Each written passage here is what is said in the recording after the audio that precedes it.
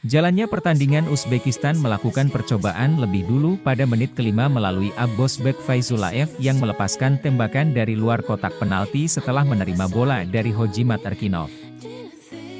Pak Erik, apa yang terjadi DG wasit Shen Yinhao ini di saat Pratama Arhan dilanggar, kenapa tidak mengecek VAR? Tulis netizen. Pak wasitnya gak adil, tulis lainnya. Pak wasitnya curang itu tolong lapor FIFA Pak, tulis lainnya.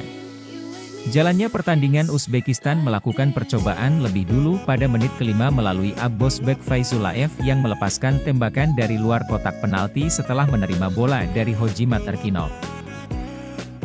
Pada menit ke-26, wasit memberi tendangan bebas kepada Indonesia di dekat kotak penalti setelah Witan Sulaiman dilanggar. Ada kemungkinan penalti, namun wasit tidak memberikan penalti dan justru membatalkan tendangan bebas setelah melihat ulang melalui VAR. Di menit ke-30, tendangan Abdurauf Boriaf dari luar kotak penalti memberi ancaman untuk gawang Indonesia. Beruntung, bola menghantam tiang gawang. Lemparan Pratama Arhan sempat beberapa kali mengancam, namun tidak ada yang berbuah manis untuk timnas Indonesia U23.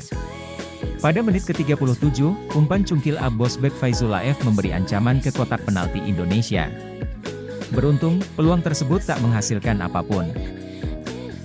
5 menit kemudian, Marcelino Ferdinand merangsek ke kotak penalti.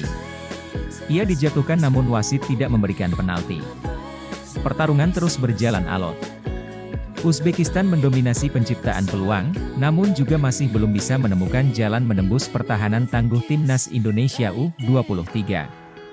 Skor 0-0 menutup babak pertama. Setelah jeda turun minum, Uzbekistan melakukan 2 pergantian pemain, dengan Jasurbek Jaloliddinov dan Husain Norcaev masuk menggantikan Hojimat Erkinov dan Ulukbek Hosimov. Uzbekistan masih mendominasi penciptaan peluang di babak kedua, namun segala upaya mereka belum berbuah hasil setelah 10 menit laga berjalan. Usaha-usaha dari Faizullaev dan Rahmon Aliyev terbentur tangguhnya pertahanan Garuda Muda. Alisher Odilov mendapatkan bola di kotak penalti dan melepaskan tembakan. Beruntung, upayanya masih melebar dari gawang Hernando Ari. Pada menit ke-61, kebuntuan akhirnya terpecahkan, namun bukan untuk Uzbekistan. Timnas Indonesia U23 akhirnya menemukan jalan untuk mencetak gol. Berawal dari lemparan Pratama Arhan, bola kembali terpantul kepadanya. Sang bek kiri Suwon FC mengirim umpan ke kotak penalti yang sanggup ditepis kiper lawan. Bola jatuh kepada Ramadan Sananta, yang kemudian menyodorkannya kepada Muhammad Ferrari. Dengan sekali tembakan, sang bek tengah Persija Jakarta sukses membawa timnas Indonesia U23 unggul. Namun, VAR mengecek kembali proses terjadinya gol tersebut dan membatalkan gol itu karena Sananta berada dalam posisi offside.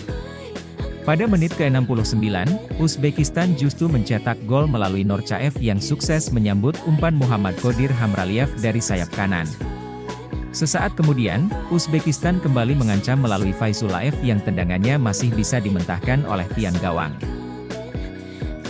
Ancaman dari Uzbekistan datang lagi pada menit ke-77, namun tandukan dari Norcaev menghantam tiang gawang. Baca juga, cara ampuh atasi masalah pria secara jangka panjang ini cara untuk menambah tinggi badan Anda. 15 cm dalam 3 bulan. Shin Tae-yong memutuskan untuk menurunkan Jim Kelly Sroyer pada menit ke-76 untuk mengubah peruntungan. Dia masuk menggantikan Ramadan Sananta pada menit ke-84, wasit mengecek lama melalui VAR dan memutuskan untuk memberikan kartu merah kepada Rizky Ridho karena melakukan pelanggaran terhadap pemain Uzbekistan. Uzbekistan kemudian mencetak gol kedua akibat gol bunuh diri Pratama Arhan yang salah mengantisipasi bola yang memantul di mulut gawang seiring dengan tendangan bebas untuk Uzbekistan. Pada menit ke-93, Marcelino Ferdinand sempat melakukan satu percobaan ke kotak penalti dan melepaskan tembakan. Namun, bola masih melebar dari gawang. Hingga akhir, tidak ada gol lagi yang tercipta. Uzbekistan melaju ke final sekaligus mengamankan tiket ke Olimpiade Paris 2024 sedangkan Indonesia masih bisa memperjuangkan kelolosan melalui perebutan juara ketiga.